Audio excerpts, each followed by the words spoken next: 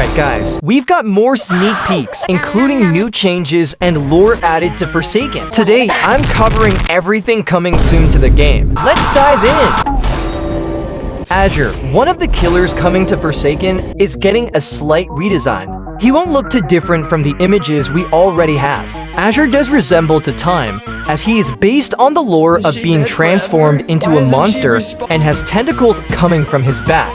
We also get to see more lore through to Time's milestone skins renders. The bomber was meant to be a killer based on Super Bomb survival, with the golden big bomb probably going to be used as one of his abilities. This killer was scrapped due to Marcy no longer being a developer for Forsaken. I am looking funky. We also have a new map leak from Hitoko called Maga Cake. This map is based on the Make a Cake game, where you could turn yourself into a cake. So we'll probably be able to become a cake in this map and even travel into Roblox avatars' mouths. Veronica finally got some love after the multiple sneak peeks we got of guest 666. In this sneak peek, it looks like Vera needs his page on the wiki, so maybe we'll be getting more lore on her soon. Let's hope for some gameplay and lore. Or this could even be indicating her spray paint ability, which we can see from the spray cans in the background of her render. Well, it looks like Veronica can move around using her skateboard, and you can use it against killers to deal some damage, probably even stunning them for a short amount of time.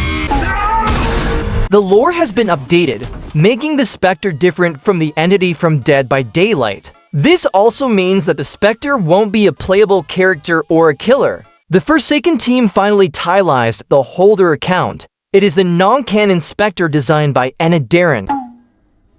In the new Guest 666 sneak peeks, there was an NPC version of Flowers placed by the devs. They are probably working on Flowers, as there are many other NPCs in this sneak peek.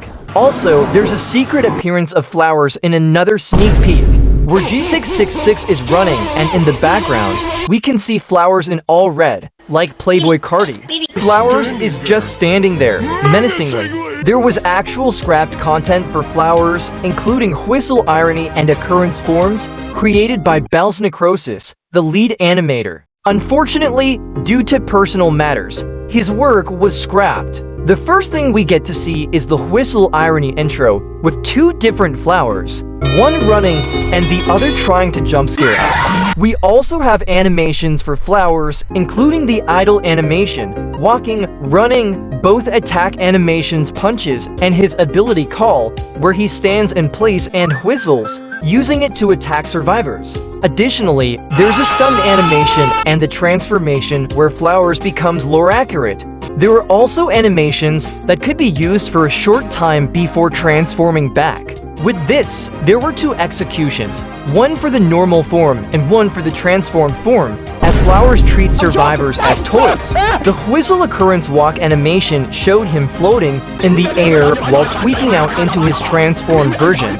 We also got both models and the render that was supposed to be used. There was little progress on the base Flowers, as Bells Necrosis wasn't able to animate much due to personal issues. Whistle Irony was a substitute to complete the base Flowers much quicker. I just kind of want it.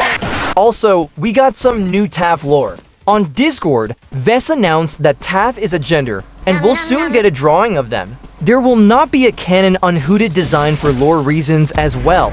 This means TAF goes by any pronouns, but there has been some backlash from this lore update. Some people are saying that the Forsaken team can't add any female characters. We do have Wanwood and Veronica coming, both being female characters, but this shouldn't matter as we now have confirmation on TAF's gender and more lore coming. There are also plans to introduce the lore in-game, so you won't have to look it up in the wiki anymore. What do you think about this TAF situation? The level cap change might be happening. Oh my God. Vess mentioned that they are currently debating uncapping the current level limit for characters, so you can infinitely level up a character. This change will be purely cosmetic. Only you will be able to see it. You will not receive rewards for going above level 100, but they are still gathering opinions to understand what the community feels. There are many different takes on this change. Some suggest a system that exchanges any further EXP for cash, so there's an incentive to go above level 100.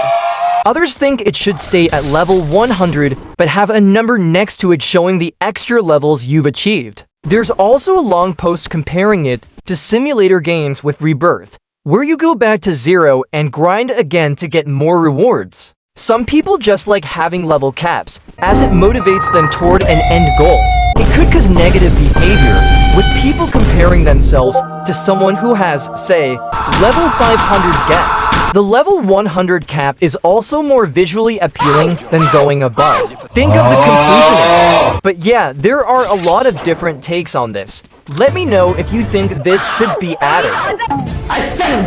Hitoko has also made a response to the Schlep situation, saying how the recent actions of Roblox are unable to be justified. Terminating a creator who has gotten several P***s put behind bars and putting out a basic PR statement should not be the answer we accept. Also, Hitoko is asking you guys to please sign the petition. We literally have everyone joining the battle to stop this bullshit happening by Roblox. Some fans were wondering if Builderman was going to be removed from the game, since it's literally based on David Baszucki. However, David doesn't really use the avatar anymore, so it's unlikely to be removed.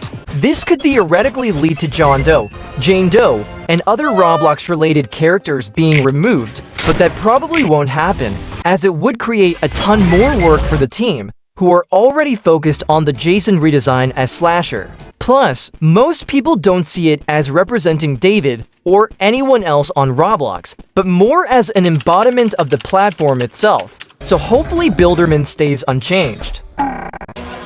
So the I Has a Fasolul's collab seems to be coming back after a long time. On Discord, we got a sneak peek from Physic with the JX1DX1 Noli skin, titled Print Peekaboo. It seems that the JX1DX1 skin has been updated from the previous render and now has a crown on its head with a red and black gradient apple. It also contained a reversed .wav file, and when reversed, it says, "Did you miss me? Well, did you? Comment down below." Also, the Aubrey skin will be returning, with a render made by Poke. There was also an official UGC for JX1DX1 made to stop people from profiting off their ARG, so make sure to buy it from the official source. But with all this, there are boundaries to prevent the skins from being removed again. Basically, the rules are, don't draw, say, or suggest anything NSFW regarding the AUG skins, avoid shipping their characters, and anyone going against these guidelines will be punished. If you target any of the creators of any AUG series, you will not be welcomed in this or their community. So more lore and changes are finally coming to Forsaken. What do you think about the lore and changes? Subscribe and hit the bell for more Forsakening it.